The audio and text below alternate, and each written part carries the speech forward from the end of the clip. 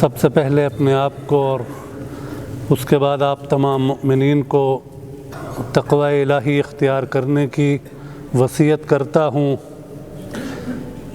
کہ جس تقوی اختیار کرنے کا پروردگار عالم نے ہمیں قرآن مجید کی متعدد آیات میں حکم دیا ہے، اور اسی قرآن میں اس تقوی الہی کو اختیار کرنے کے کچھ راستے اور طریقے بھی بیان فرمائے ہیں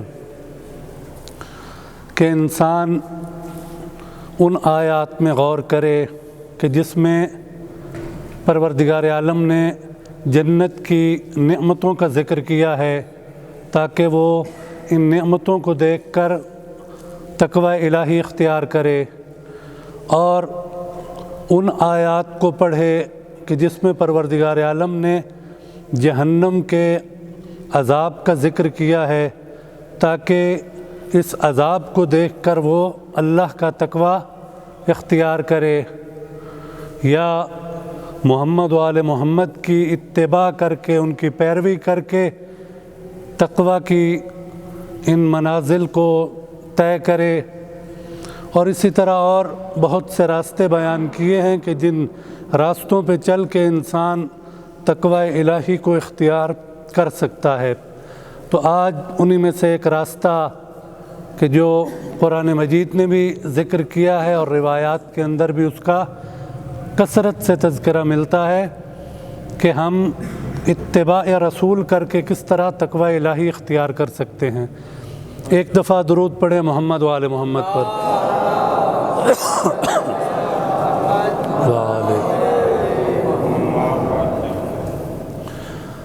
تو قرآن مجید کے اندر پروردگار عالم ایک آیت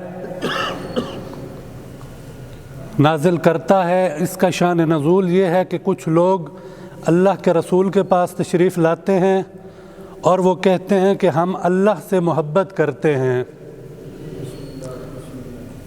تو جب انہوں نے یہ دعویٰ کیا تو اس وقت پروردگار عالم نے یہ آیت نازل فرمائی کہ ان کنتم تحبون اللہ فاتبعونی یحببکم اللہ ویغفر لکم وہو الغفور الرحیم، کہ اللہ کے رسول ان سے کہہ دیں جو مجھ اللہ سے محبت کا دعویٰ کرتے ہیں، ان کو یہ کہہ دیں کہ اگر تم اپنے اس دعوی محبت میں سچے ہو کہ تم واقعی اللہ سے محبت کرتے ہو، تو پھر مجھ رسول کی، مجھ محمد مصطفیٰ کی اتباع کرو۔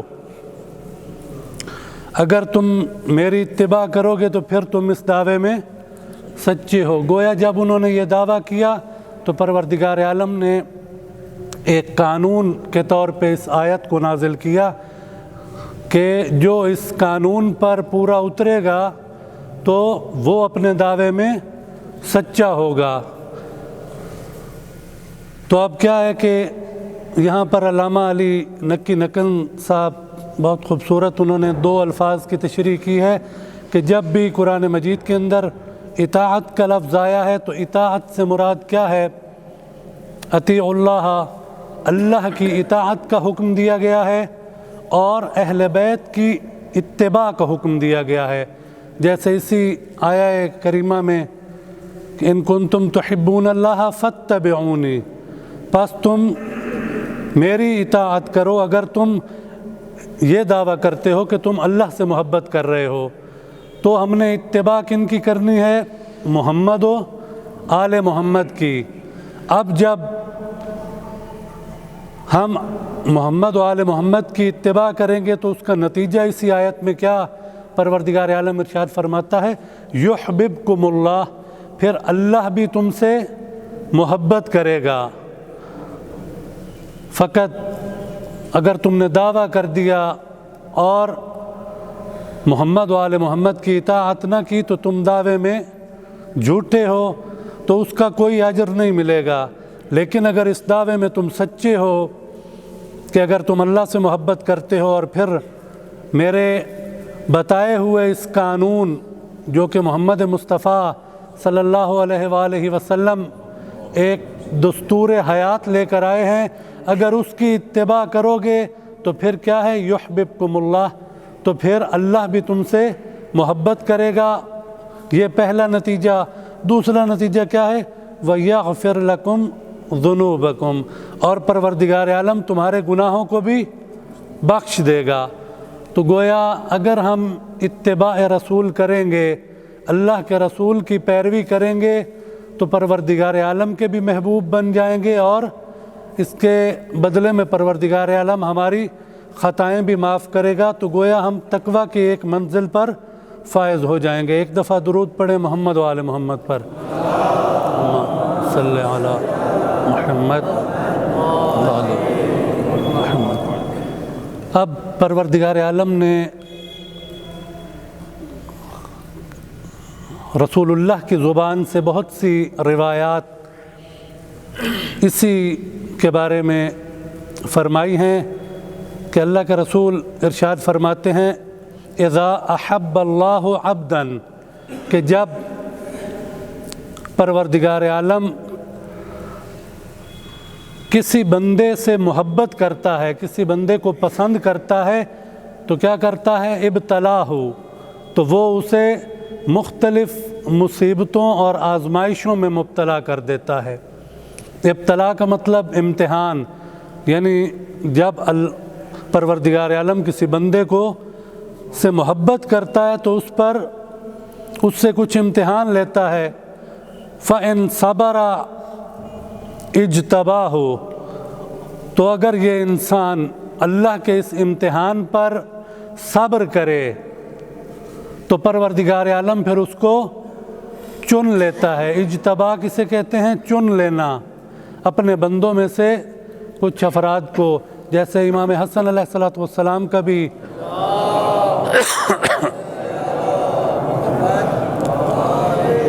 ایک لقب کیا ہے، امام حسن مجتبہ، یعنی جن کو پروردگار عالم نے منتخب کر لیا ہے، چن لیا ہے، کہ جب اللہ کسی بندے سے محبت کرتا ہے تو اس پر اپنی آزمائش ڈالتا ہے۔ اس آزمائش پر اگر انسان صبر کرے تو پروردگار عالم اس انسان کو چن لیتا ہے۔ اجتباہ وَإِذَا رَضِيَ اصْطَفَاهُ، لیکن صبر سے اگلا بھی ایک مرحلہ ہے، وہ کیا کہ اگر پروردگار عالم انسان کو کسی امتحان میں، کسی آزمائش میں، کسی مصیبت میں مبتلا کرے اور وہ انسان اس پر فقط صبر نہ کرے بلکہ اللہ کے اس امتحان پر دل سے راضی بھی ہو، تو پھر پروردگار عالم اسے مقام اصطفاء، مصطفائی مقام عطا کرتا ہے، جو کہ رسول اللہ صلی اللہ علیہ وآلہ وسلم کو ہم کیا کہتے ہیں، محمد مصطفیٰ، کہ ایسے اللہ کے بندے کہ جن کو پروردگار عالم نے تمام بندوں میں سب سے زیادہ برتر مقام عطا کیا ہے۔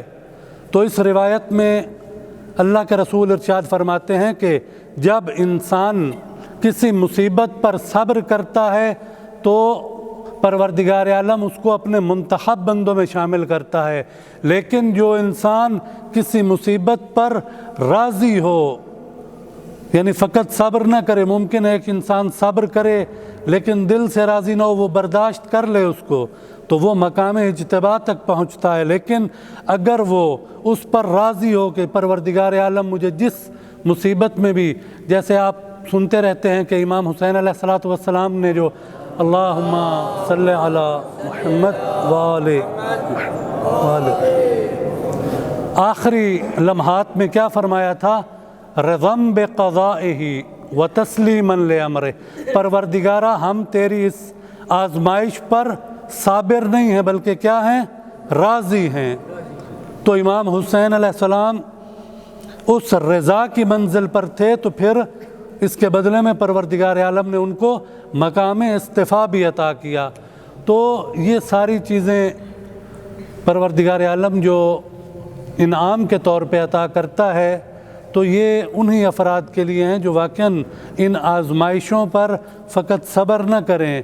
صبر کا بھی مرحلہ بہت بلند ہے، اور رضا کا مرحلہ تو آخری مرحلہ ہے کہ جس کے بعد انسان اللہ کے برگزیدہ ترین بندوں کی لسٹ میں شمار ہوتا ہے۔ ایک دفعہ درود پڑھیں محمد و آل محمد پر۔ صلی اللہ علیہ وسلم۔ تو یہ مراتب انسان کو، جیسے عرض کیا کہ اگر ہم اللہ کا تقوی اختیار کرنا چاہتے ہیں تو محمد و آل محمد کی اتباع کرنی پڑے گی۔ اب انسان کب اہل بیت کی اتباع کرے گا؟ جب اس کو اہل بیت کے احکامات کا علم ہوگا۔ ایک شخص اگر جانتا ہی نہیں ہے کہ رسول اللہ یا محمد و آل محمد مجھ سے کیا چاہتے ہیں تو وہ کبھی بھی ان کی اتباع اور پیروی نہیں کر سکتا۔ اسی لیے روایت ہے کہ العلم اب العمل، علم کیا ہے؟ عمل کا باپ ہے۔ یعنی اب جس طرح اس دنیا میں بغیر باپ کے بیٹا پیدا نہیں ہو سکتا، تو بغیر علم کے کوئی عمل بھی انسان انجام نہیں دے سکتا۔ اور روایات کے اندر ہے کہ جو شخص علم کے بغیر عمل کرے گا تو وہ اللہ سے قرب اختیار نہیں کر سکتا، بلکہ اللہ سے وہ دور ہوتا چلا جائے گا، جو بغیر علم کے۔ اب رات کو ایک روایت وہاں پہ عرض کی میں نے غنا کے موضوع پہ امام بارگاہ میں، کہ جو شخص بھی موسیقی سنتا ہے اس کے بارے میں کہ سب سے پہلے اس موسیقی کا آغاز کہاں سے ہوا؟ کہ جب اللہ کے رسول حضرت آدم علیہ السلام کی وفات ہوتی ہے تو ابلیس اور انہی آدم کا بیٹا قابیل، جو کہ نافرمان بیٹا تھا، انہوں نے سب سے پہلے حضرت آدم علیہ السلام کی موت کی خوشی میں رقص و سرود کی محفل برپا کی تھی۔ تو اس کے بعد مجھے ایک مومن ملا اور انہوں نے کہا کہ پہلے بھی کوشش کرتے تھے ہم کہ ہم ایسی محفلوں سے دور رہیں، لیکن اس روایت کے بعد اب مکمل تہیہ کر لیا کہ اب ہم کبھی بھی گانا یا گانے کی کوئی بھی محفل اس میں ہم شرکت نہیں کریں گے۔ تو یہ چیز کب آئی؟ جب انہوں نے یہ روایت سنی تو اس کے بعد ان کے اندر بھی عمل کی یہ جستجو پیدا ہوئی۔ تو جب تک انسان کے پاس علم نہیں ہوگا وہ عمل نہیں کر سکتا، اور جو بغیر علم کے عمل کرے گا تو اللہ سے دور ہوگا۔ تو علم کی فضیلت پر بس ایک امام علی نقی علیہ السلام، اللہم صلی علی محمد وآل محمد، کہ جن کا کل میلاد مبارک بھی گزرا ہے، تو امام کو خبر ملی کہ آپ کے ایک شیعہ فقیہ نے ایک ناسبی سے مناظرہ کیا ہے اور مناظرے میں اس ناسبی کو شکست دی ہے۔ تو امام علیہ السلام بہت خوش ہوئے۔ تو جب وہ عالم امام کی محفل میں تشریف لاتے ہیں تو روایت کہتی ہے کہ امام نے اس عالم کا بہت احترام کیا اور استقبال کیا، اور اس وقت مجلس یا جو محفل تھی امام کی وہ کیا تھی؟ وَكَانَ مَجْلِسُهُ مُقْتَضًا مِنَ الْعَلَوِيِّينَ وَالْعَبَاسِيِّينَ، کہ اس وقت امام کی جو مجلس تھی وہ علوی سادات سے اور عباسی خاندان کے جو بڑے بڑے افراد تھے ان سے بھری ہوئی تھی۔ یعنی وہاں پر بہت سے علوی سادات بیٹھے تھے اور بنو عباس کے بڑے بڑے سردار۔ تو جب یہ عالم تشریف لاتے ہیں تو امام ان کا استقبال کرتے ہیں اور امام نے ان کو صدر مجلس میں بٹھایا۔ تو جب علوی سادات نے یہ دیکھا تو انہوں نے امام پہ اعتراض کیا کہ کیف تؤثر علی العلویین عامیا، کہ آپ نے کیسے ایک عام انسان کو کہ جس کا نسب ہم علوی سادات سے کم تر ہے، عباسیوں سے کم تر ہے، آپ نے ہماری موجودگی میں اسے صدر مجلس میں بٹھایا ہے۔ تو پھر امام نے ان کو کہا کہ تم ان لوگوں میں سے نہ ہو جاؤ کہ قرآن مجید جن کے بارے میں کہتا ہے کہ انہوں نے اللہ کے اس قرآن کو اپنا حکم تسلیم نہیں کیا۔ امام فرماتے ہیں کیا تم قرآن کو فیصلہ کرنے والی کتاب مانتے ہو؟ تو ان سب نے کہا کہ ہم قرآن مجید کو حکم مانتے ہیں، قرآن کو فرقان مانتے ہیں، قرآن کو فیصلہ کرنے والی کتاب مانتے ہیں۔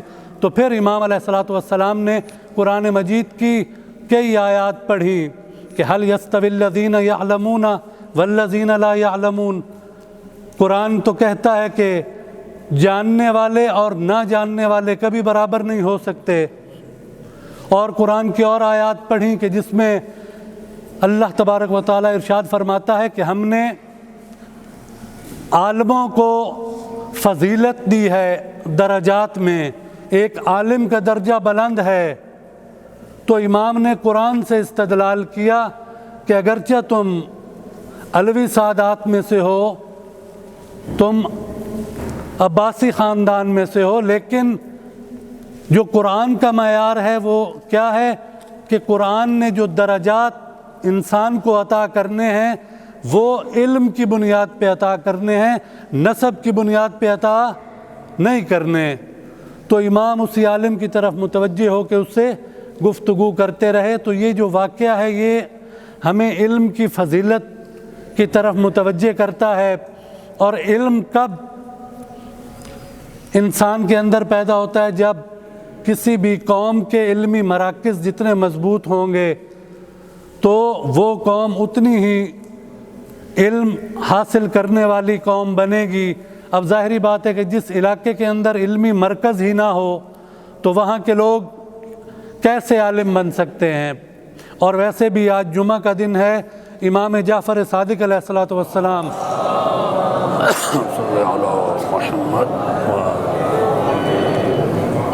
فرماتے ہیں کہ افسوس ہے اس انسان پر کہ جو ہفتہ کے 7 دنوں میں سے ایک دن دین خدا کو سمجھنے کے لیے وقف نہیں کرتا۔ اور اللہ کے رسول کی ایک روایت ہے کہ جب جمعہ کے دن تم دیکھو کہ کوئی شخص کس سے کہانیاں بیان کر رہا ہے، یعنی دین سے ہٹ کر کسی بھی علم میں مصروف ہے، تو اللہ کے رسول کا حکم ہے کہ اس پر سنگ باری کرو، اسے پتھر مارو۔ یعنی ایک دن بھی جو انسان دین کو سمجھنے کے لیے، اب اس میں یہ نہیں ہے کہ ہم نے 20 منٹ کا خطبہ سن لیا جمعے کا تو ہماری ذمہ داری ادا ہو گئی، یہ بھی اچھی چیز ہے، آپ آتے ہیں، پروردگار عالم نے آپ کو اور ہمیں توفیق دی ہے کہ جمعے کی اس فضیلت کو ہم درک کر سکیں، لیکن اس کے علاوہ بھی علم اس وقت تک نہیں آئے گا جب تک ہم نے خود اس علم کے لیے تگ و دو نہ کی۔ تو اسی علمی مرکز جو انشاءاللہ یہاں پر بنے گا، اور مسجد جو ہے یہاں سے بھی کیونکہ محمد و آل محمد کے علوم کی نشر و اشاعت کی جاتی ہے تو یہ بھی علمی مراکز ہیں۔ تو انشاءاللہ کل یا پرسوں سے اس مسجد کے محراب کا کام شروع ہو رہا ہے، جو ٹائلیں تھیں وہ پہنچ چکی ہیں کچھ، اور بعد میں بھی انشاءاللہ کچھ آئیں گی۔ تو آپ اس علمی مرکز کو مضبوط کرنے کے لیے بھی اپنا بھرپور حصہ اس میں انشاءاللہ پہلے بھی تعاون کرتے ہیں اور اب مزید بھی تعاون کریں گے، تاکہ ہمارا نام بھی ان افراد کی لسٹ میں آئے کہ جو محمد و آل محمد کے علوم کی ترویج میں معاون اور مددگار ثابت ہوتے ہیں۔ ایک دفعہ درود پڑھیں محمد و آل محمد پر۔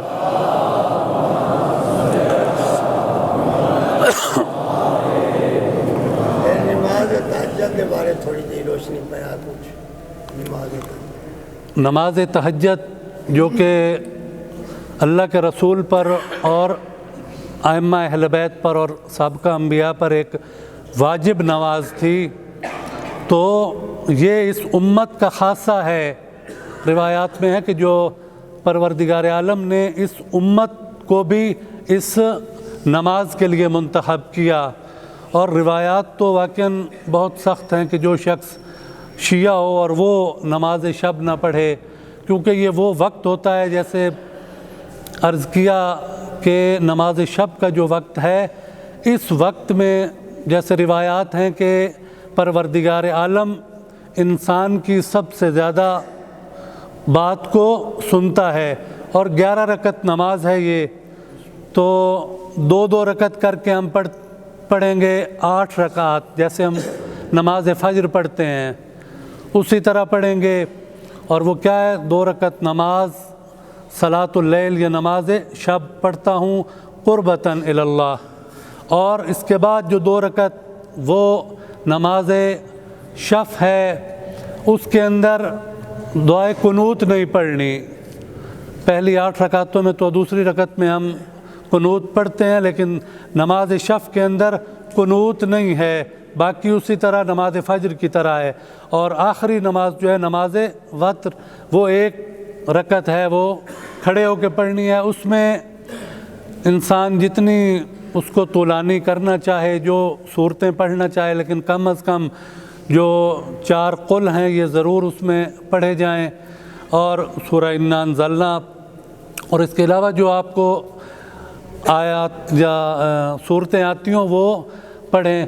اور اس میں پھر دعا مانگی جاتی ہے، پہلے 300 مرتبہ استغفار ہے، استغفر اللہ و اتوب الیہ، 3 تسبیحیں اس کی پڑھے اسی رکعت کی قنوت میں، اور 70 دفعہ 70 مومنین کے لیے وہ دعا کرے، اللہم اغفر فلاں، اس شخص کا نام لے، اللہم اغفر محمد، اللہم اغفر علی، اس طرح۔ یا اگر یوں نہیں ہے تو پھر ایک جو جامع دعا ہے، اللہم اغفر للمؤمنین والمؤمنات والمسلمین والمسلمات، یہ پڑھ دے تو باعث اجر و ثواب ہے، اور یہ وہ نماز ہے کہ جس کے بعد انسان کو پروردگار عالم مقام محمود عطا کرتا ہے۔ تو پروردگار عالم سے دعا ہے کہ پروردگار عالم ہمیں سیرت محمد و آل محمد کو پڑھنے کی توفیق عطا فرمائے، اور اس پر عمل پیرا ہونے کی توفیق عطا فرمائے، اور یہ پیغام دوسروں تک پہنچانے کی توفیق عطا فرمائے۔ بر محمد و آل محمد صلوات۔